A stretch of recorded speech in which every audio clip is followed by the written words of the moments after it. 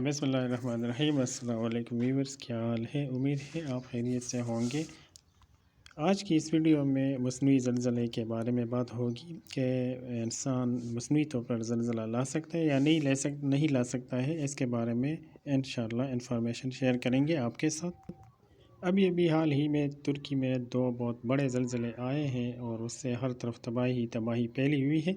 और इसी दौरान ये भी बाज़ गश्त है फ़िज़ाओं में कि ये अर्थक्वेक या ये ज़लज़ला इंसानी करतूत या इंसानी टेक्नोलॉजी की वजह से आया है, और उस टेक्नोलॉजी को हार्प टेक्नोलॉजी कहते हैं। इससे पहले कि मसनूई ज़लज़ले के बारे में बताया जाए तो हम आपको बताने वाले हैं हार्प टेक्नोलॉजी के बारे में।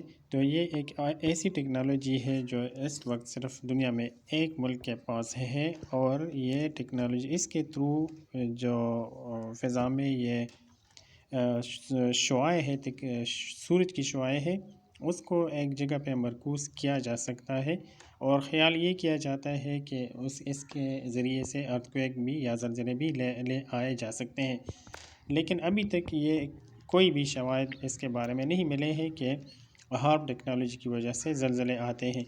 अलबत्ता ये ज़रूर होता है कि ये जो हार्प टेक्नोलॉजी है, इसकी वजह से मौसम को मसनूई तौर पर कंट्रोल किया जा सकता है।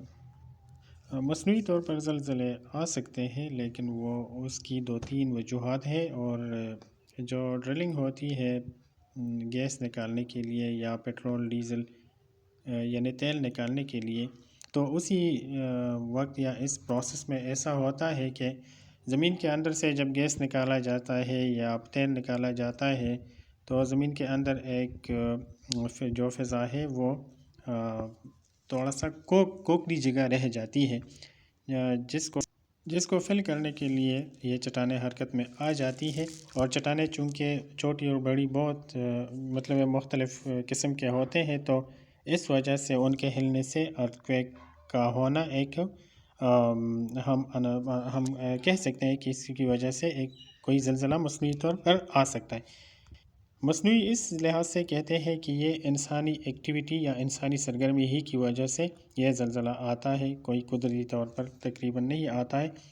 क्योंकि जो कोकड़ी जगह होती है उसको फिल करने के लिए उसके दरमियान या रॉक आ जाती है या कोई और चीज़ आ जाती है जिसको इसको फिल करने के लिए, तो इस वजह से यह ज़लज़ला आता है। इस तरफ फ्रैकिंग एक टेक्निक है जिसके ज़रिए से ज़मीन में बोर किया जा सकता है, और इसी बोर के नतीजे में कुछ चट्टानें टूटती है जिससे हम मुख्तलिफ़ मादनियात निकालते हैं।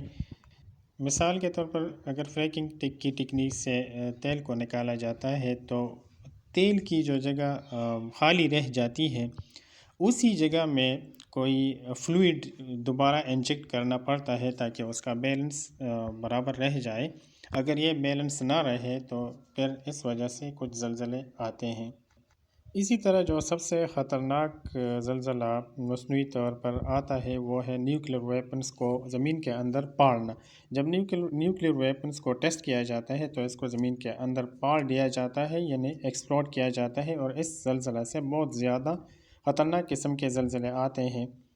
तो न्यूक्लियर टेस्ट या न्यूक्लियर वेपन को जब टेस्ट किया जाता है तो उस वजह से जो ज़लज़ले आते हैं वो बहुत ज़्यादा ख़तरनाक होते हैं, और उसका मैग्नीट्यूड भी बहुत ज़्यादा होता है। इस वजह से उससे बहुत ज़्यादा अंदेशा होता है कि तबाही बहुत ज़्यादा न्यूक्लियर टेस्ट की वजह से आते। अब तक के लिए इतना कुछ। अल्लाह हाफ़िज़।